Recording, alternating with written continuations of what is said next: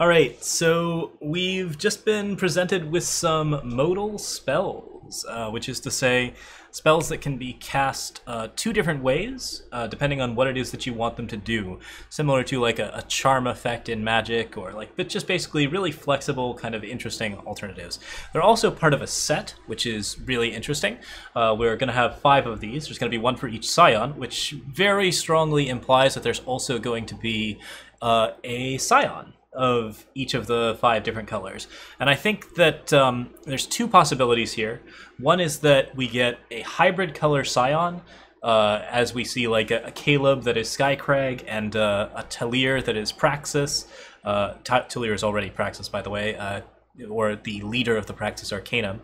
And then like Roland as Argenport, of course, and Vara as a Xenon card. Or we might see something like this choice is in fact them shifting factions. Caleb is transitioning into a blue card, or Vara is transitioning into a yellow card, things like that. So we could see like a color shifted Scion, or we could see a hybrid Scion, or we could see both, like a hybrid Scion this set and then a color shifted Scion the set after. So yeah, interesting things going on there, like just lore wise. Caleb is looking very unusually calm today, so there we go. So the flavor of that is really cool, but of course modal spells are just fun by themselves, and we certainly want to talk about those. So Caleb's choice, 2 cost, negate an enemy spell with a single faction, or destroy an enemy attachment with a single faction, or kill, as the case may be. So this is pretty good. Just like straight up pretty good. Like there's a lot about it that really transitions well into just wanting to have it in a Skycrag deck, because being able to negate a spell is actually pretty nice. Like Backlash is a card that you really want to run, but you might want to run it less in Skycrag now that you've got Caleb's choice, because while the damage from Backlash is very relevant, being able to just negate a random spell means that you can solve for pretty much the majority of awesome problems. But also having a card at 2 that destroys Xenon Obelisk, like, you're gonna want that. Yeah, like, you want something in your deck that can destroy Xenon Obelisk. Skycrag needed an option for that. Maybe it had Ruin, maybe it had Furnace Mage, but Caleb's choice is just a little bit more elegant, and you can just play it in the main deck, and you'll have an answer to time all the time. So that means that the day of Xenon Obelisk is sort of done. I would say it is a significantly less strong card as a result, because this card is here, and there's just going to be a bunch of main deck hybrid color decks that are running Caleb's choice in Skycrag. I mean, if Skycrag ends up being like an absolutely terrible faction, then Xenon Obelisk can still be pretty solid. And Xenon Obelisk is, of course, a card that you can play and sometimes get a lot of benefit out of it just by playing it on like turn 8 for +2/+2 when your opponent's tapped out for power. There's always ways where Xenon Obelisk is going to be good, but nonetheless, this card actually does provide the attachment destruction that people were looking for to balance out some of the truly strong attachments. Okay, Island's choice. We have Island sort of fighting with the Huru, or like making some interesting decisions there. And the modal abilities are kill an attacking enemy unit with 4 attack or more. So fast spell Vanquish, which is... it's almost better than just straight Vanquish, but there are going to be some targets that you really don't want to hit, which is to say, or that you really want to hit that you can't, which is to say, like, people are going to hold back Martial Ironthorn, they're going to hold back Mystic Ascendant. Those are cards that you necessarily can't get rid of. But like, nonetheless, being able to get rid of a unit that's charging at your face that has 4 attack or more is pretty powerful. I would say that one is the middling option, as opposed to the negate an enemy spell with cost 4 or more. There are going to be a decent amount of pretty expensive spells in this new set, with both Skycrag and Praxis focusing on some pretty expensive stuff that is spell focused. And yeah, like, we also know of some good spells that we want to counter with Island's choice. I think this one has a little bit less flexibility. It's a little bit less capable of dealing with some of the threats that we're seeing in set 1. Perhaps it is going to be more capable of dealing with threats in set 2. But Island's choice definitely gives you a lot of good options for Huru. Again, it really sort of fills out that faction, and now that we know that some of these hybrid cards are going to be like truly good, I think this will be a pretty good setup for Huru to be an archetype that we can use. So looking good. I think Island's choice looks like a very solid card. bit inflexible in that, like, yeah, there's just a couple too many restrictions on some of those. Those make me a little leery, but I can't see it not being played. All right, so we'll go ahead and go into properties. All right, so next up we have two more. Let's do the fun one, I guess. Oh, someone didn't do this one right. All right, that's okay. Humbug Swarm, play 3 1/1 Humbugs with flying for 5. I'm not down on Humbugs in general. They're, you know, not very well costed 1/1 flyers, and I always really liked the card that Humbug replaced. So, like, Humbug is a pretty bah card for me. But yeah, it is good and limited. Getting 3 little 1/1 Humbugs is okay.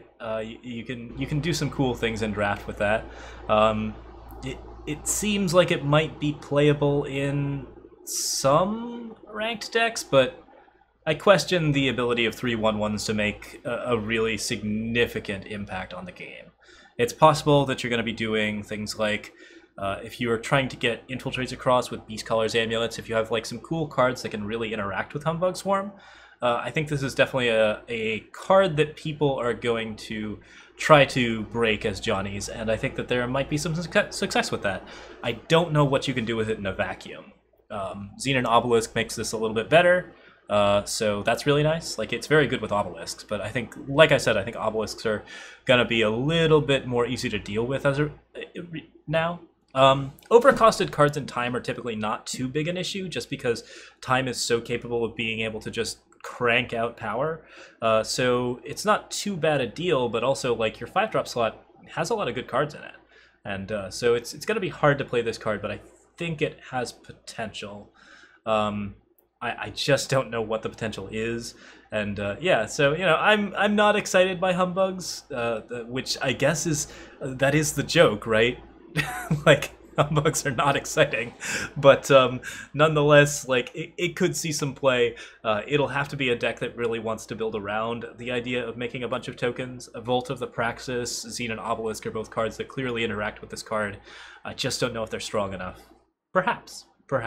At the very least, getting another spell-based card that gives you a bunch of units means that you can build entirely spell-based Praxis, Vault of the Praxis fun, which should be 4 Vault of the Praxis, 4 Xenon Obelisk, 4 Grenadin Drone Assembly Line, the Marison's Disciple, Humbug Swarm. Like, Vault of the Praxis decks are actually looking for a few more cards that on single play generate 2 units. So Humbug Swarm's in there, and then finally the legendary that we just got, the Moment of Creation, that creates big dudes and creates 2 of them. So there are now a lot of different token generators, which means that there is a lot of support for token generation, and token generation can be more of a flexible archetype. So yeah, if you want flyers for Humbug Swarm, that's pretty cool. All right, anyways, that card is interesting. I'm not sold on it, but oh, I just got a close-up look at the art, and that is the base reaction, right? Just damn it, just all right. Okay, last one. Probably gonna be super big. But, oh, this one's an old one. So, less exciting finisher. But I think everyone's seen that before, at least for a brief period of time. It was a 4-cost 3/3 before, with that exact same art and that exact same name. What it actually does now is much more exciting. And I'm pretty glad that, like, they brought it back as a cooler card. Or rather, yeah, it's a pretty cool card in general. Cloudsnake Harrier. Flying, your spells deal +1 damage. We've wanted a +1 damage for spells mechanic for Skycrag. I think this has been like a card that people have been calling for. Skycrag just really loves it. Like, there's so many cards that you can just really have some fun with. I think there's, I'm pretty sure that it's almost guaranteed that Piercing Shot deals 3 and 3 with Cloudsnake Harrier. Temper for 2 is pretty cool. Like, there are a lot of like neat spells that we can play that actually deal like extra damage and have a little bit more boost. In addition, the card is efficient. 3-cost, 3/3 flying is absurd. This is a limited bomb. It's absolutely ridiculous.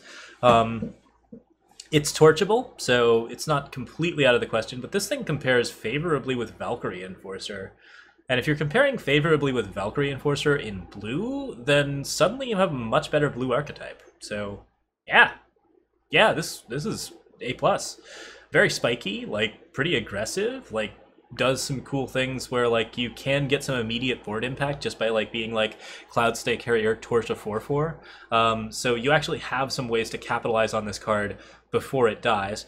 I think there is maybe a risk there. Yeah, there is a risk there where if you Cloudsnake Harrier and then Torch a 4/4, and your opponent torches Cloudsnake Harrier in return, Harrier will die before the torch hits, and you will not get the damage. So you can get outplayed by this card, but Cloudsnake Harrier does fill a void that blue has in general, and that means not only good Skycrag and Huru decks, which we sort of have been accepting as being something that's real, but also better support for Elysian and better support for Feln, both of which are archetypes that really want a little bit more love. So, like, in general, just being able to splash blue into other decks, like, has been kind of the thing. Blue is a very supportive color. This gives blue a little bit more presence as like a main color, and Cloudsnake Harrier is pretty exciting in that regard. So yeah, very strong spiky blue card. Definitely gives us like maybe an interesting bit of blue identity, because spells deal +1 damage is typically something that you would expect in a red color, but this is more of a like straight up just blue card. So yeah, like, blue is actually going to have a lot of spell focus, and that's cool. Like, I think it already does have that spell focus, and this gives it a bit more new identity. So, yeah, straight mono faction looks excellent. I'm pretty excited about it. Okay, so that does it for me. To YouTube folks, thanks for watching. Feel free to like or subscribe.